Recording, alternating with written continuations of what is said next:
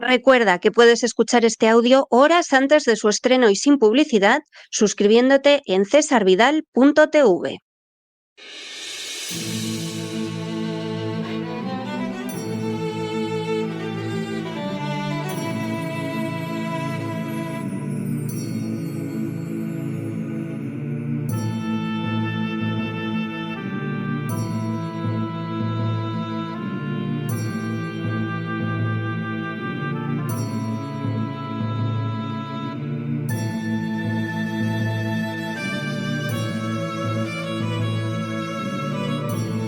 La Voz con César Vidal, desde el exilio. Muy buenos días, muy buenas tardes, muy buenas noches y sobre todo muy bienvenidos a esta nueva singladura de La Voz.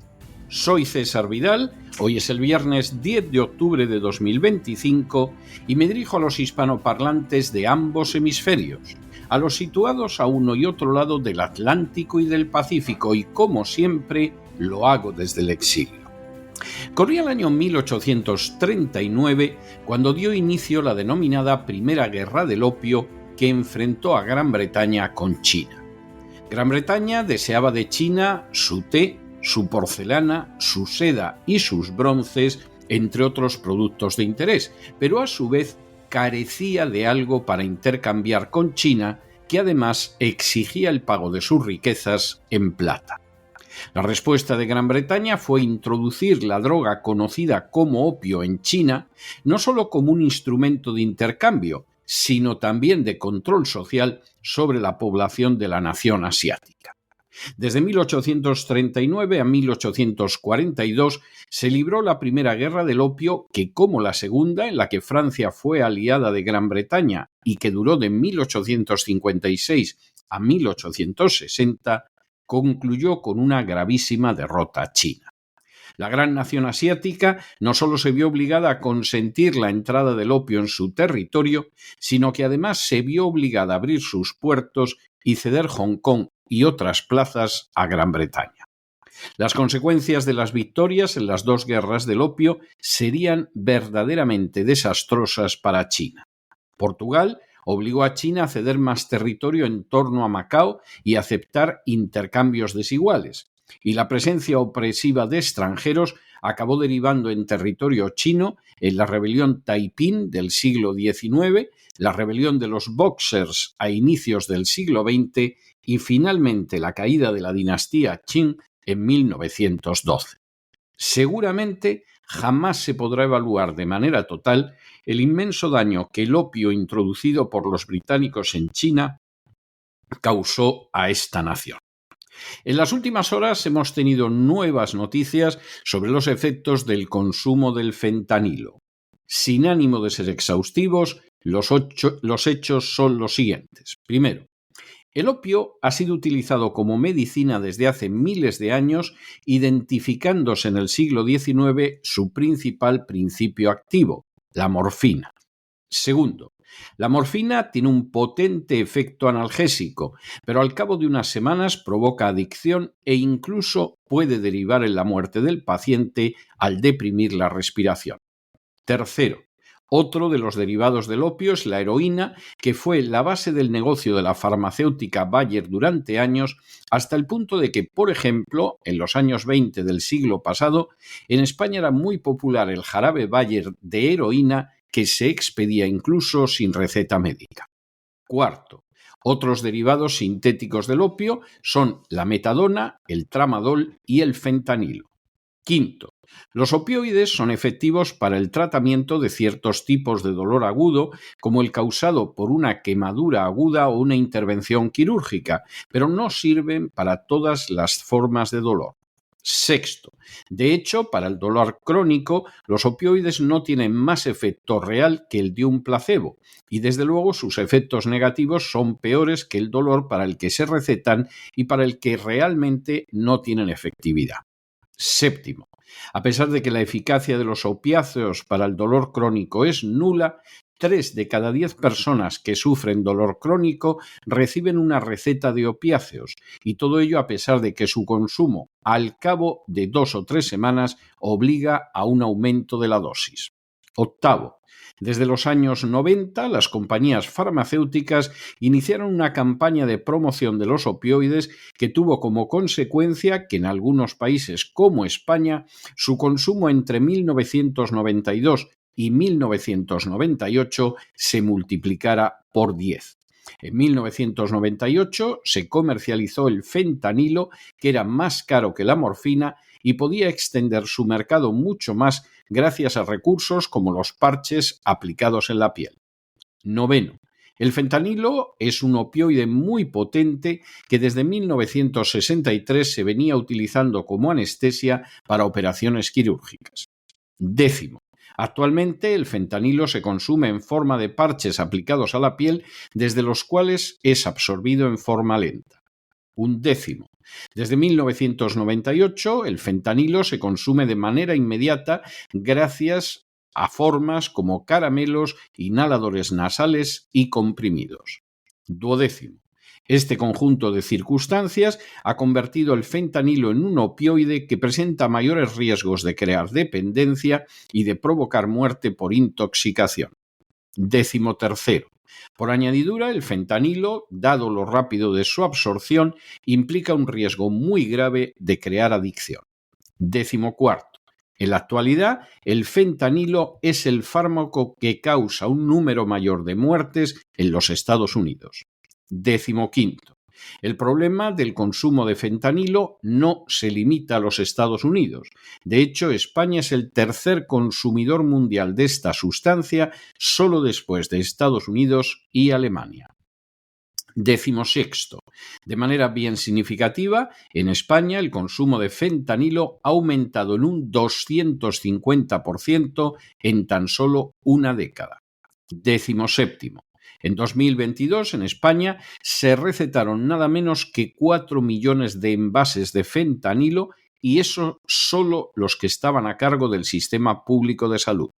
Décimo octavo, a pesar de que las recetas de fentanilo están destinadas a un consumo breve, la cuarta parte de sus consumidores lo sigue tomando al cabo de un año. Décimo noveno, todo eso ha sucedido a pesar de que la Agencia Española de Medicamentos y Productos Sanitarios ya en el año 2018 publicó una nota informativa señalando que el fentanilo solo debe utilizarse en casos de un dolor súbito y violento de pacientes con cáncer que ya reciban tratamiento con otro opioide. Vigésimo, no parece que los médicos hayan hecho mucho caso de la nota informativa de la agencia española, y tiene cierta lógica, porque fue la propia agencia la que abrió la puerta a un consumo crónico de fentanilo al recomendar que se consumiera en parches para el dolor crónico intenso. Vigésimo primero. De esta manera, la agencia abrió el camino para que el fentanilo fuera recetado a personas con dolores en las articulaciones y en los músculos, dolencia, ambas para las que los opioides como el fentanilo en realidad no presentan eficacia alguna. Vigésimo segundo. Así, se ha iniciado un camino en que se somete al paciente a riesgos enormemente relevantes sin que a cambio reciba beneficio real alguno. Vigésimo tercero. Para colmo de males, en distintos países, como de nuevo es el caso de España, el sistema de receta electrónica permite recetar fentanilo para periodos de 3 meses, algo totalmente inaceptable porque se trata de un fármaco que exige un seguimiento estrecho. Vigésimo cuarto. A lo anterior se une que de manera automática muchos médicos siguen recetando el fentanilo cada trimestre, abundando en la cronicidad del opioide no pocas veces para afecciones que no se ven mejoradas por su administración. Vigésimo quinto. Los efectos económicos para la Big Pharma han sido espectaculares. En 2021 el consumo fue el doble que en 2010, lo que implicaba que era 1000 veces mayor que en 1992. Sin duda, es difícil encontrar un aumento de consumo parecido en cualquier producto industrial. 26. Ese aumento del consumo de fentanilo ha ido en paralelo a un aumento de las muertes por consumos de opioides que en Estados Unidos se acerca a 1 millón anual desde 1999. En otras palabras, las muertes causadas por el fentanilo en Estados Unidos superan a las sufridas en todas las guerras que ha librado esta nación a lo largo de 2 siglos y medio de historia. 27. El aumento y la pasividad de las autoridades no sorprende si se tiene en cuenta que tan solo entre 1999 y 2018 la industria farmacéutica gastó más de 4.700 millones de dólares en realizar una labor de lobby sobre el gobierno federal y más de 1.291 millones de dólares en apoyar campañas electorales y reuniones con representantes de partidos políticos. 28.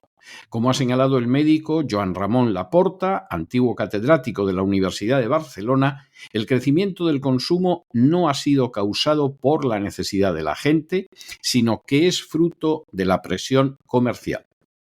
29.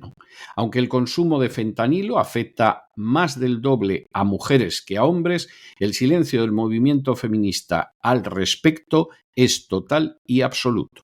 Y 30, de manera bien reveladora, políticos y furcias mediáticas guardan un silencio prácticamente total en relación con la epidemia de los opioides y de manera muy especial respecto al fentanilo, que no solo es causa de adicciones terribles, sino de muertes múltiples.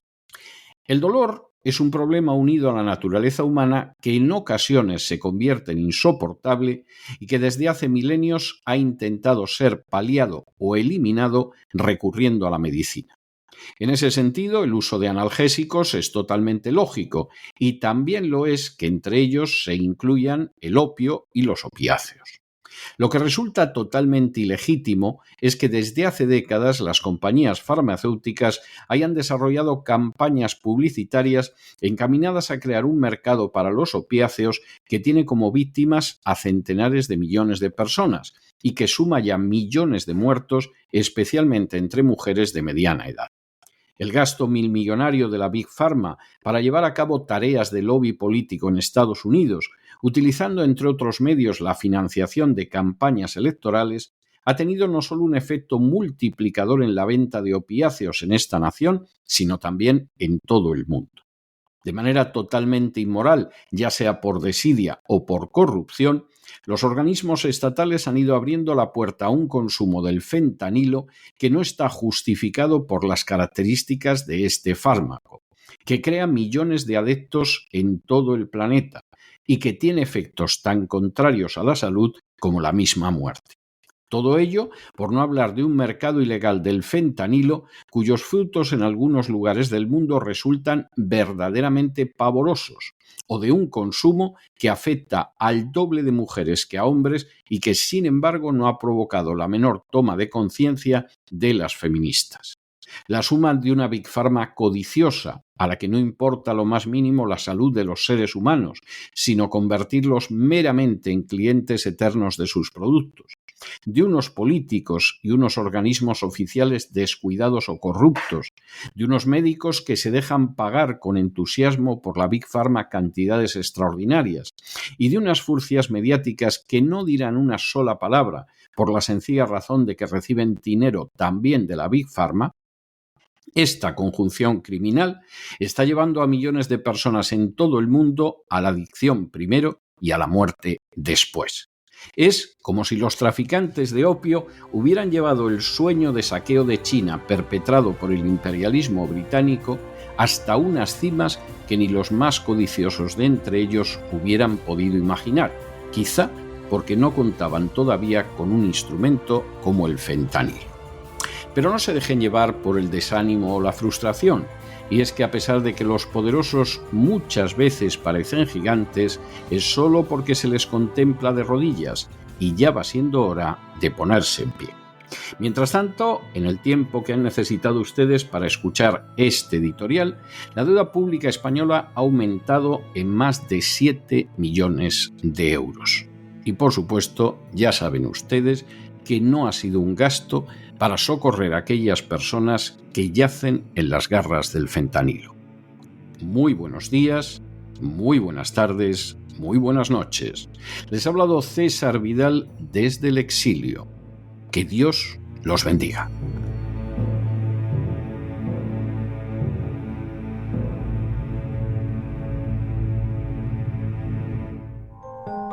Sección patrocinada mediante crowdfunding con el siguiente mensaje: Nuestro Señor Jesucristo, el único Dios verdadero, es misericordioso y nuestro Salvador.